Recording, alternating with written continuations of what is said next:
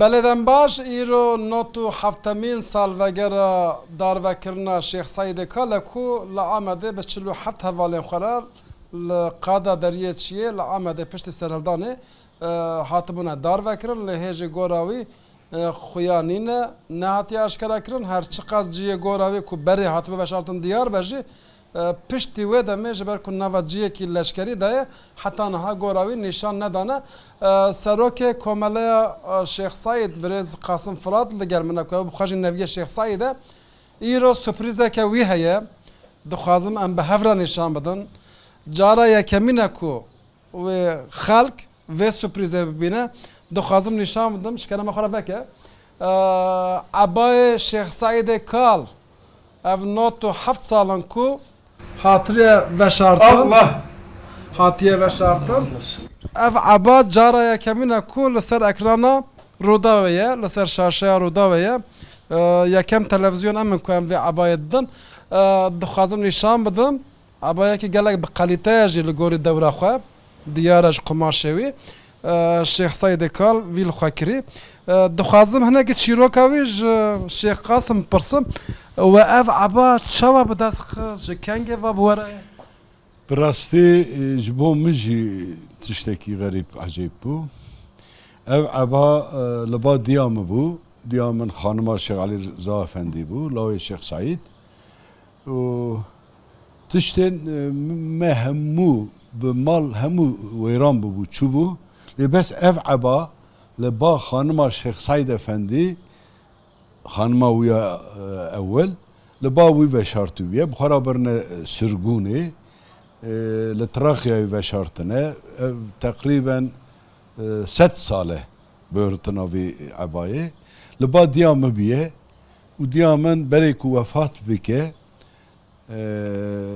ji vir 4 sal berê 5 sal berê birayê min ê mezin diyadîn heye gotiye aniye jêra gotiye ev eba hanê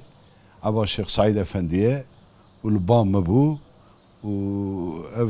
hediye hanê ez diyarê teslîmê te dikim divê ku tu viyan mihafeze bikî dîsan teşhîr jî nekî teşhîr jî nekî başa tu bikî çend sala pê hesiya ev ya bû yani ez par da pê hesiya me par pê hesiya wekî neviyê belê yani min dizanî bû berê ewwel ji vir 20-25 sal berê diya min digo ebayê Şeyx Saîd Efendî li ba me heye yek jî ebakî wî dinê jî lê min ebakî wî ya din ewa din hinekî riziya bû yani daha muhawezer nehatibû kirinê lê min viyan nizanîbû bi taybet ev du eba hene du heb hebûn yek çû yani çekirin bi teberrek girtin bela kirin ji hev ki teberek ji xwe re birin bela kirin lê ev ya hatiye muhawezerek kirin em ê viya nika bigirin binê muhafezê û bi qumaşekî ecêb taybet hatiye çêkirin hindirê wî da gulavdûn hene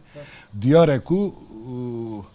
ew bûye yani kalite bi kaliteye Şeyx Saîd Efendî jî insanekî zengin bûye maldar bûye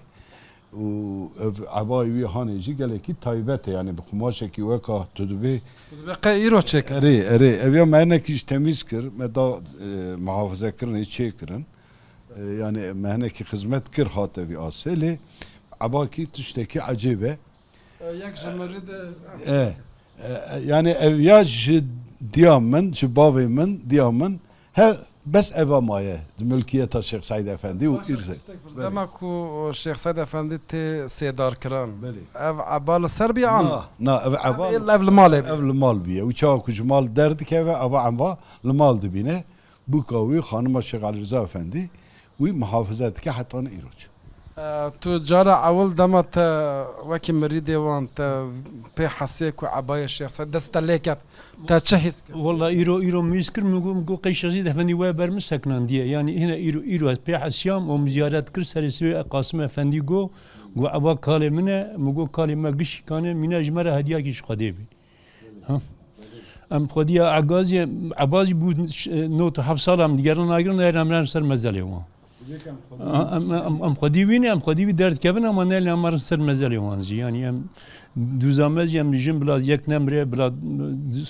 دوزن کی هوا بلا ایسان نمرن تکس بلا نمره yani adalet bu bla yekani bu yani em yekani tuazın adalet tuazın باش مالك